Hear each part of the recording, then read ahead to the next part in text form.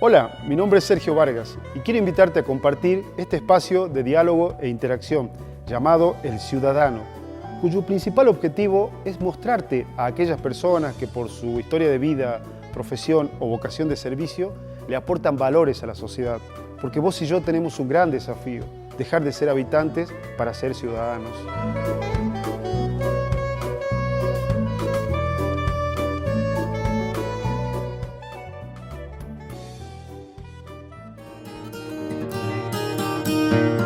En esta oportunidad vamos a conocer un poco más de un hombre ya conocido, no solo porque es el actual presidente del Consejo Deliberante de Salta, sino, fundamentalmente, porque a lo largo de toda su vida profesional tuvo un fuerte protagonismo a través de las organizaciones de la sociedad civil. Fue presidente de la Cámara de Comercio de Salta, fue cofundador de ProSalta, también fundó la Zona Franca y creó la exitosa revista Emprender. Me refiero al ingeniero Ricardo Villada, el menor de 3 hermanos de una familia de profesionales fuertemente vinculados al peronismo salteño.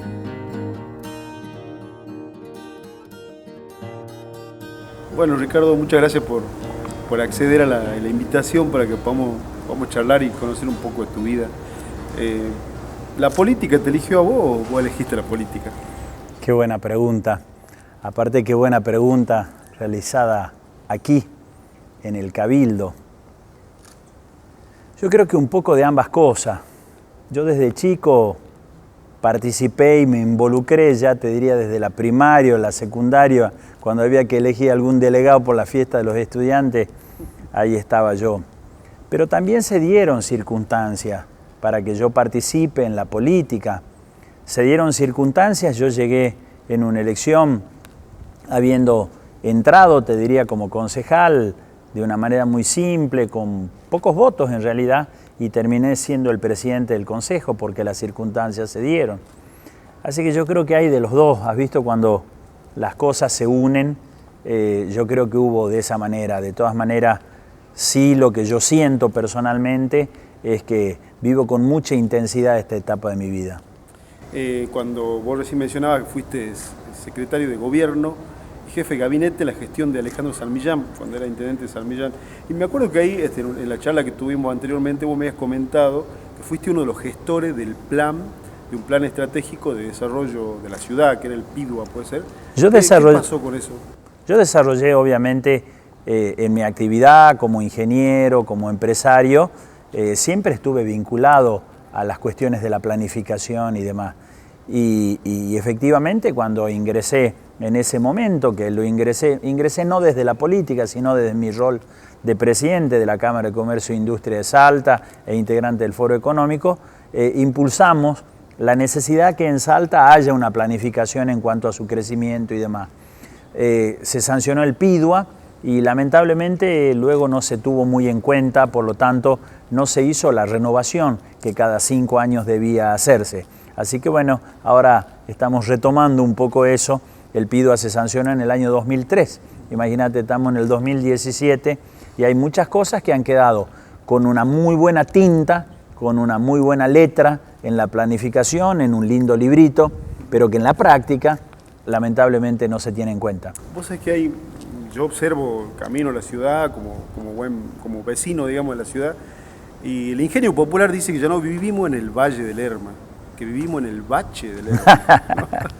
Por la cantidad de baches que existe en la ciudad. De hecho, por estos días hay una fuerte discusión porque el intendente actual, hay un gesto enorme de querer arreglar la ciudad y por otro lado viene Agua de Salta y rompe lo que arreglan.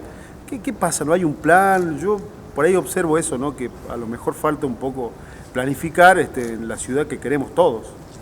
Primero, es importante el tema de planificar y ver en definitiva cómo se hacen las obras.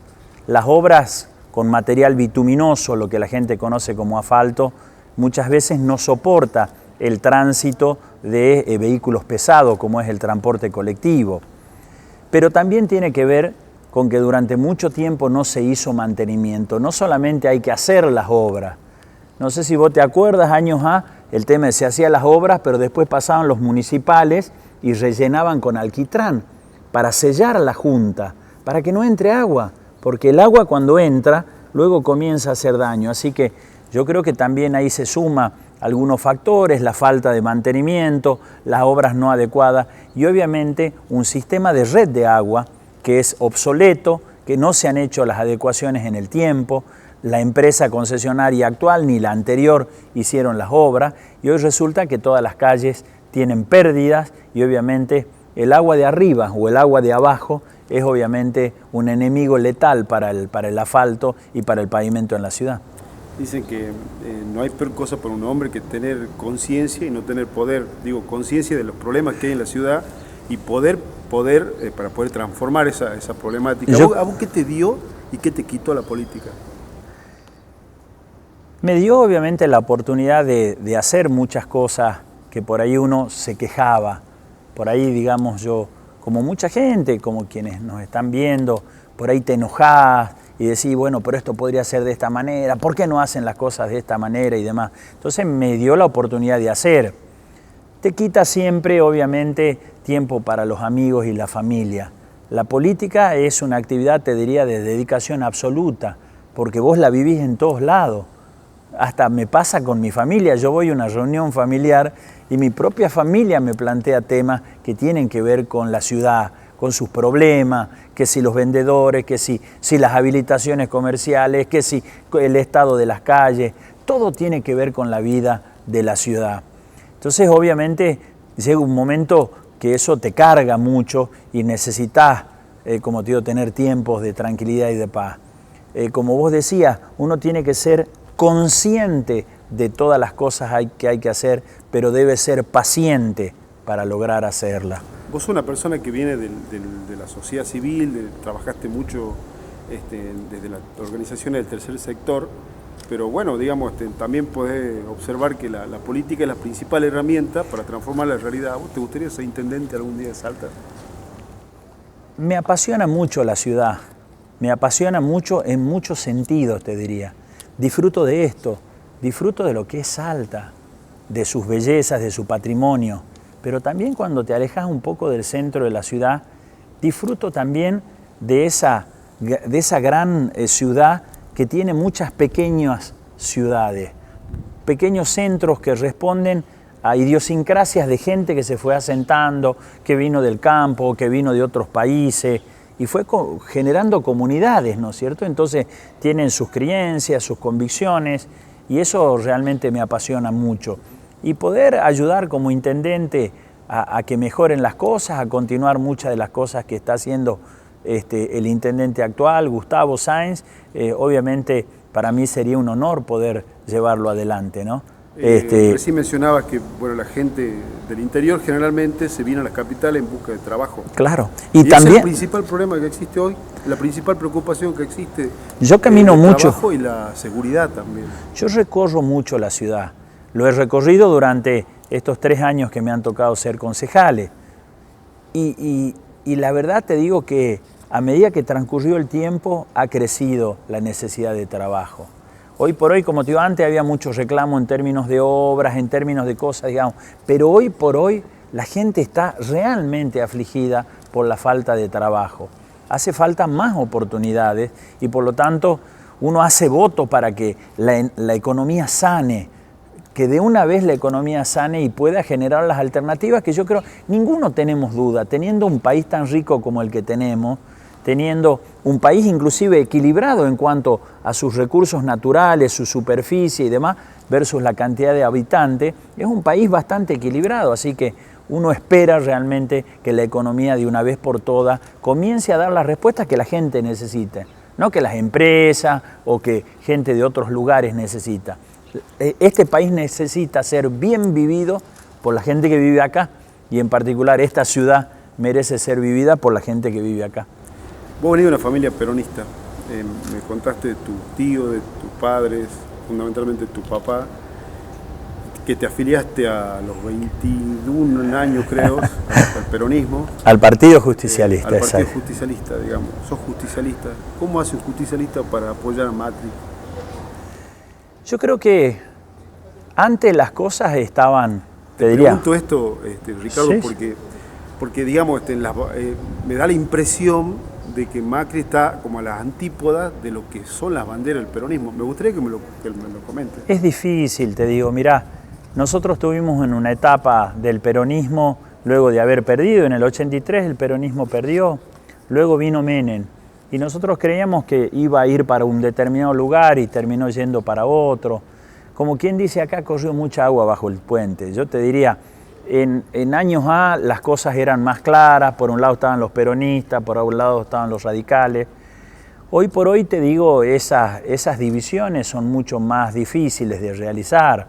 Hubo radicales que participaron de gobiernos peronistas que a su vez se pasaron a otro más. El propio gobernador de la provincia se fue del justicialismo para luego ganar la gobernación y volver. Yo creo que en ese sentido, no digo para bien, digo para mal, los partidos han perdido sus continentes, su frontera. Lo importante es que nosotros sigamos bregando por los mismos valores por los cuales luchó el peronismo. Y en ese sentido, el hecho de seguir bregando por independencia por parte de nuestro país, independencia económica, justicia social y soberanía política, que fueron las banderas históricas del peronismo, hoy no residen exclusivamente en el Partido Justicialista. Más allá de las siglas, más allá de lo importante que nosotros tengamos firmes esos valores y seguir defendiéndolos independientemente del lugar en donde estemos. Hablábamos de gobiernos y desde Ragone a esta parte hubo como una tendencia de que de alguna manera consolidó el statu quo en Salta. Digo esto porque los gobernadores parecerían ser que salen del bachillerato humanista y la mayoría de los ministros, por lo menos desde Romero hasta Urtubey, son del Colegio Belgrano. Entonces vos le dan en ese sentido un changuín a Gustavo Sáenz como gobernador de la provincia. Yo creo que sí, bueno, tapa aclarar, digamos, yo no vengo ni del bachillerato, yo vengo de la Escuela Técnica de la ENET número 2, del Alberto Einstein. Aprovecho obviamente para todos los que me están escuchando que son de la ENET, un saludo grande. Pero yo creo que eso no debería ser así, porque si no entonces creeríamos en las castas elegidas o en los sectores elegidos. Yo creo que esas son cosas del pasado y en todo caso es una circunstancia o una coincidencia que se da, digamos. Gustavo tiene que llegar a ser gobernador y obviamente yo voy a trabajar para que así sea, porque creo que es el hombre que más condiciones tiene para poder formular, te diría, una propuesta inteligente más allá del 2019. Tiene que llegar a ser gobernador por las cosas que hizo siendo intendente de Salta. La gran obligación de Gustavo es ser... Todavía. Yo creo que sí, pero no solamente él, yo también me considero a prueba, porque nosotros hemos asumido un compromiso. En el 2015 le dijimos a la gente, queremos gobernar Salta porque queremos gobernar la ciudad de Salta, la ciudad capital, porque creemos que podemos transformarla. Y la gente está esperando eso. Gran parte hemos podido hacer, pero todavía falta mucho. Y yo creo que está bien que la política sea así, que la política sea compromisos y por parte de la gente ver concretamente si has cumplido esos compromisos. Yo creo que en la medida que la política sea más eso, la política va a representar más a los intereses de la gente. Ricardo, si vos te encontraras con el adolescente Ricardo Villada, con el pelo largo... Es bastante más largo, más flaco. ¿Qué consejo le darías a ese adolescente, a muchos adolescentes que hoy andan dando vueltas muchas veces sin saber para no qué sé lado tomar, ¿no? si le contaría o le daría un consejo.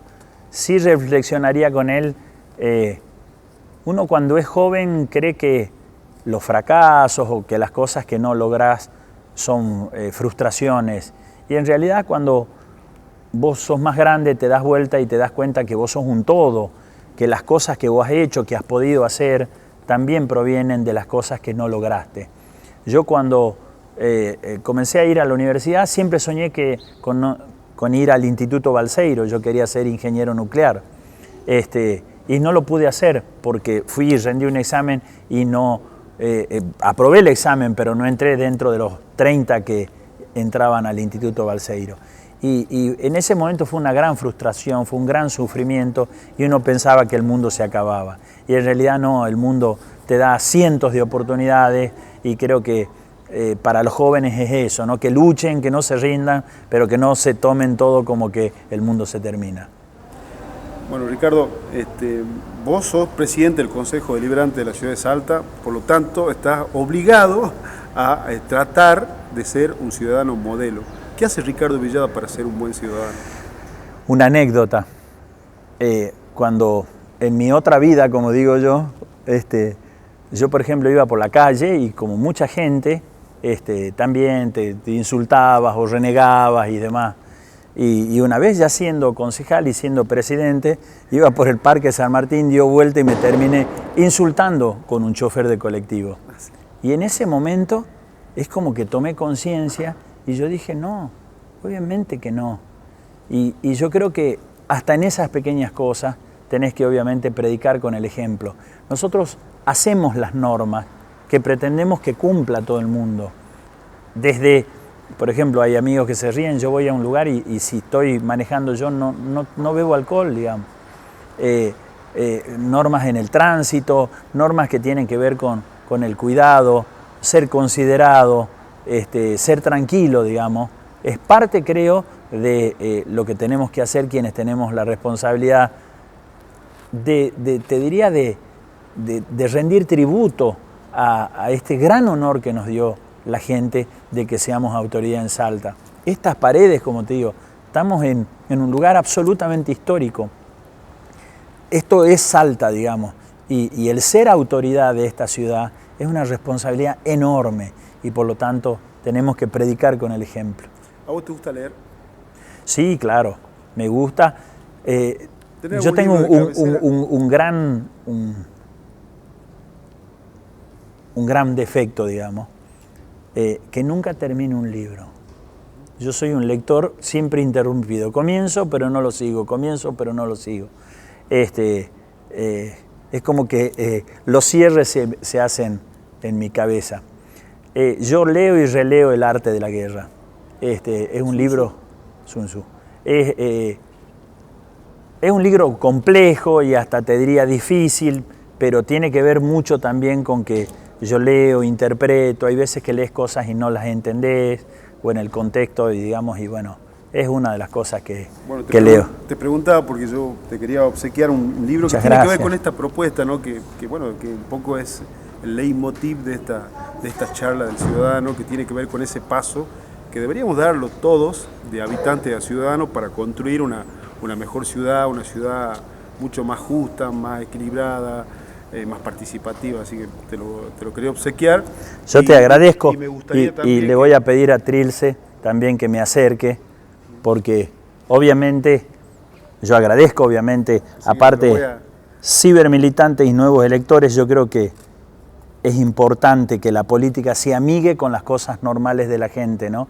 Este tema de las nuevas tecnologías y demás.